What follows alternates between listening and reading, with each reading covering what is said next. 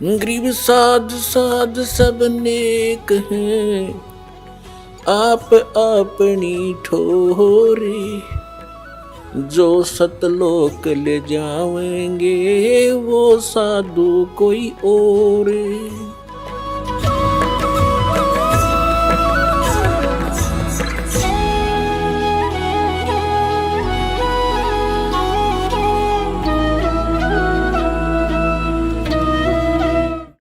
ಶ್ರೀಮದ್ ಭಗವದ್ಗೀತೆ ಗೀತೆಯ ಅಧ್ಯಾಯ ಸಂಖ್ಯೆ 4 ಶ್ಲೋಕ ಸಂಖ್ಯೆ 34ರಲ್ಲಿ ಆ ತತ್ವದರ್ಶಿ ಸಂತನ ಮಾಹಿತಿಯನ್ನು ನೀಡಲಾಗಿದೆ.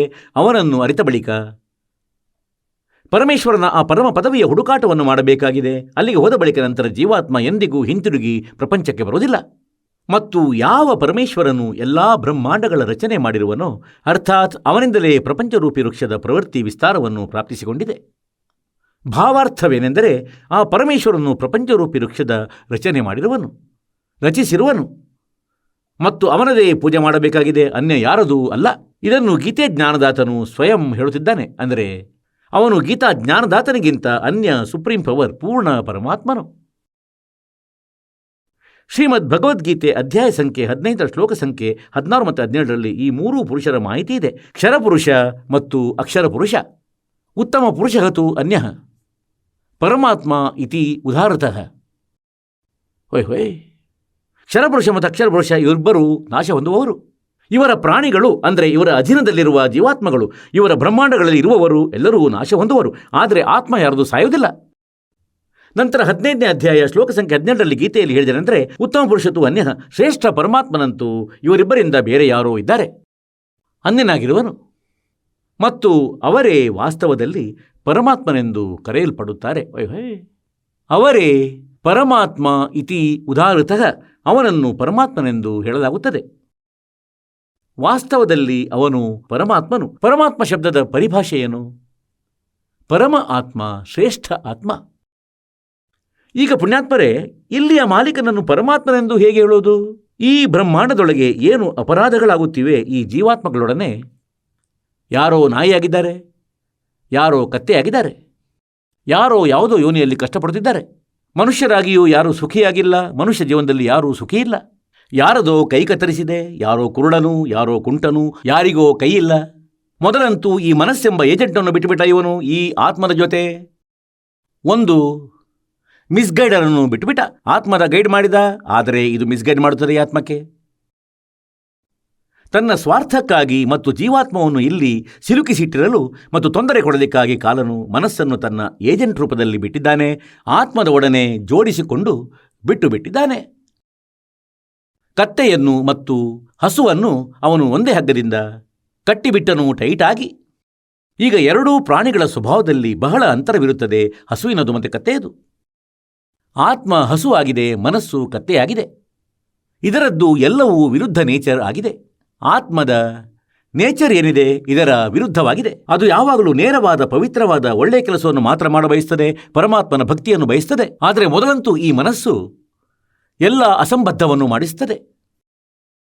ನೋಡಿ, ಭೋಜನವು ಎಷ್ಟು ಸುಂದರ ಆಹಾರವಾಗಿದೆ. ತಿಂಡಿಯನ್ನು ತಯಾರಿಸಿ, ರೊಟ್ಟಿಯನ್ನು ಮಾಡಿಕೊಳ್ಳಿ, ಹಲ್ವಾ ಮಾಡಿಕೊಳ್ಳಿ, ಪೂರಿ ಮಾಡಿಕೊಳ್ಳಿ, ಕಚೋರಿ ಮಾಡಿಕೊಳ್ಳಿ, ಪಲ್ಯ, ಮೊಸರು ವಡೆ, ಒಣದ್ರಾಕ್ಷಿ, ಗೋಡಂಬಿ, ಸೇಬು, ಕಿತ್ತಳೆ, ಎಷ್ಟು ಸುಂದರ ಆಹಾರವಾಗಿದೆ. ಆದರೆ ಮನಸ್ಸಿಗೆ ಕರ್ಮವನ್ನು ಬಿಗಡಾಯಿಸುವಂತಹ ಕುತಂತ್ರವಿದೆ. ಬೀಡಿಯನ್ನು ಸೇರಿಸುವನು. ಎಷ್ಟೊಂದು ಬೇಗನೆ ಕಲಿತು ಬಿಡುವರು ಒಬ್ಬರಿನ್ನೊಬ್ಬರಿಂದ. ಎಷ್ಟೊಂದು ಜನ ಸೇರುತ್ತಾರೆ ಹೇಳಿ. ಈ ಬೀಡಿಯನ್ನು ಸೇದುವ ವಸ್ತುವೇ? ಹುಕ್ಕ ಅದು ಸೇದುವ ವಸ್ತುವೇ? ಮತ್ತೆ ಇವರು ಮಾಂಸವನ್ನು ತಿನ್ನುತ್ತಾರೆ, ಒಂದು ಜೀವವನ್ನು ಒಡೆದು. ಮೊಟ್ಟೆಯನ್ನು ಒಡೆದು ತಿನ್ನುತ್ತಾರೆ. ಮೊಟ್ಟೆಯೊಳಗಿನಿಂದ ಹೊರಬಂದಂತಹ ಆ ಪದಾರ್ಥ, ಅದನ್ನು ನೋಡಿದ್ರೂ ವಾಂತಿಯಾಗುವುದು, ಅಷ್ಟು ದುರ್ಗಂಧವಿದೆ ಅದರಲ್ಲಿ. ಮತ್ತು ಅದನ್ನು ಒಡೆದು ಬಾಯಿಗಿಟ್ಟು ಕುಡಿಯುತ್ತಾರೆ. ನಿನ್ನ ಅದ್ಭುತವಾಯಿತು. ಹೀಗೆ ಈ ಮನಸ್ಸು ಎಲ್ಲ ಕೆಟ್ಟ ಕರ್ಮವನ್ನು ಮಾಡಿಸ್ತದೆ, ಒಳ್ಳೆಯ ಕರ್ಮವನ್ನು ಮಾಡಿಸುವುದಿಲ್ಲ. ಮತ್ತು ಅಂತೆಯೇ ಯಾರಾದರೂ ಕಳ್ತನ ಮಾಡ್ತಾರೆ, ಯಾರಾದರೂ ಕೊಳ್ಳೆ ಹೊಡೆಯುತ್ತಾರೆ, ಇನ್ಯಾರೋ ಹತ್ಯೆಗಳನ್ನು ಮಾಡುತ್ತಾನೆ ಸ್ವಾರ್ಥಕ್ಕಾಗಿ, ಹಣದ ದುರಾಸೆಯಿಂದ. ಮತ್ತು ನಂತರ ಅವನು ಶಿಕ್ಷೆಯನ್ನು ಅನುಭವಿಸಬೇಕಾಗುತ್ತದೆ. ಈಗ ಈ ಕಾಲನು ಏನು ಹೇಳುತ್ತಾನೆ ಅಂದರೆ, ನಾನಂತೂ ಒಬ್ಬ ನ್ಯಾಯಾಧೀಶನನ್ನು ಕುಳ್ಳಿರಿಸಿಟ್ಟಿದ್ದೇನೆ, ಮತ್ತವನಿಗೆ ಆದೇಶವನ್ನು ನೀಡಿದ್ದೇನೆ ಏನಂದರೆ, ಯಾರು ಹೇಗೆ ಕರ್ಮ ಮಾಡುವವರು ಹಾಗೆ ಫಲ ನೀಡಬೇಕು. ಈಗ ಕರ್ಮವನ್ನಂತೂ ಇವನು ಸ್ವತಃ ತಪ್ಪು ಮಾಡಿಸ್ತಾನೆ. ಮತ್ತು ನಂತರ ಶಿಕ್ಷೆಗೆ ಪಾತ್ರ ಜೀವಾತ್ಮ ಮಾತ್ರ ಸ್ವತಃ ಆಗುತ್ತಾನೆ. ಹೀಗಾಗಿ ಈ ಕಾರಣದಿಂದ ಇಲ್ಲಿ ಎಷ್ಟು ಕಷ್ಟಗಳು ನಮ್ಮ ಮೇಲೆ ಬಂದಿವೆ. ಈಗಲೇ ಹೇಳಿದ್ದೆ ನಿಮಗೆ, ಯಾರದೋ ಮಗಳು ಸಾವನ್ನಪ್ಪಿದಳು, ಯಾರದೋ ಮಗ ಸಾವನ್ನಪ್ಪಿದ, ಯಾರೋ ಸ್ವತಃ ಕಾಯಿಲೆಗ್ರಸ್ತನಾಗಿದ್ದಾನೆ, ಯಾರೋ ಯಾವುದೋ ಒಂದು ಟೆನ್ಷನ್ನಿಂದ. ಇಲ್ಲಿ ಎಷ್ಟು ಕೆಟ್ಟ ಪರಿಸ್ಥಿತಿ ಇದೆ ಈ ಜೀವಾತ್ಮದ್ದು. ಆಕ್ಸಿಡೆಂಟ್ ಅಂದರೆ ದುರ್ಘಟನೆಯಲ್ಲಿ ಇಡೀ ಪರಿವಾರಕ್ಕೆ ಪರಿವಾರವೇ ನಾಶವಾಗುತ್ತದೆ, ಮೃತ್ಯುವನ್ನು ಪ್ರಾಪ್ತಿಸುತ್ತಾರೆ ಎಲ್ಲರೂ. ಯಾರಿಗೋ ಕ್ಯಾನ್ಸರ್ ಇದೆ, ಯಾರೋ ಯಾವುದೋ ರೋಗಗ್ರಸ್ತನಾಗಿದ್ದಾನೆ, ಇನ್ಯಾರೋ ಯಾವುದೋ ಟೆನ್ಷನ್ನಿಂದ ಪೀಡಿತನಾಗಿದ್ದಾನೆ. ಇಂತಹ ಸ್ಥಿತಿಗಳನ್ನು ನೋಡಿದ ನಂತರ ಇಲ್ಲಿಯ ಭಗವಂತನನ್ನು, ಇಲ್ಲಿಯ ಮಾಲೀಕನನ್ನು ಭಗವಂತನೆನ್ನಲು ಸಾಧ್ಯವೇ ಹೇಳಿ? ಏನಿವನು ಪರಮಾತ್ಮನೆನ್ನಿಸಿಕೊಳ್ಳಲು ಯೋಗ್ಯನೇ? ಎಂದಿಗೂ ಇಲ್ಲ. ಇವನು ಪರಮಾತ್ಮನಲ್ಲ. ಪರಮಾತ್ಮ ಇದರ ಅರ್ಥ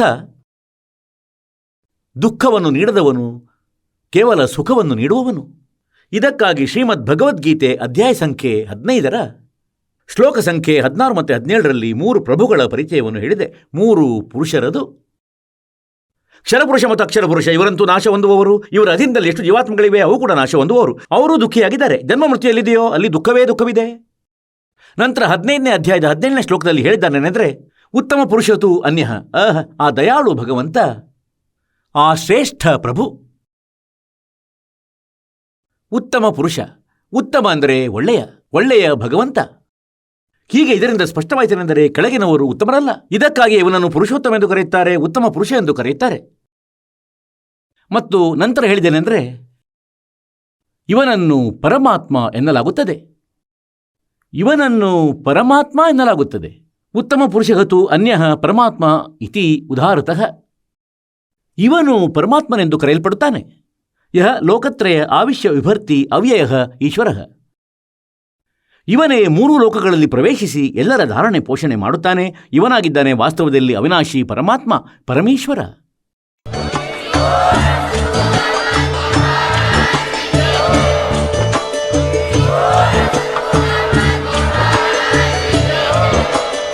ನೀವು ಕೇಳಿದ್ದೀರಿ ಜಗದ್ಗುರು ತತ್ವದರ್ಶಿ ಸಂತ ರಾಮ್ಪಾಲ್ ಮಹಾರಾಜರ ಮಂಗಳ ಪ್ರವಚನ.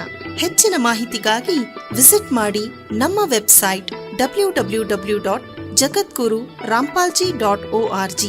ಸಂತ ರಾಮ್ಪಾಲ್ ಮಹಾರಾಜರ ಶುಭ ಆಶೀರ್ವಾದದಿಂದ ಇಡೀ ವಿಶ್ವದಲ್ಲಿ 500ಕ್ಕೂ ಹೆಚ್ಚು ನಾಮದೀಕ್ಷಾ ಕೇಂದ್ರಗಳಿವೆ.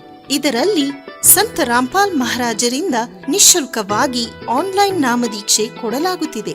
ತಮ್ಮ ಹತ್ತಿರದ ನಾಮದೀಕ್ಷಾ ಕೇಂದ್ರದ ಮಾಹಿತಿಗಾಗಿ ಸಂಪರ್ಕಿಸಿ 888 444 7302.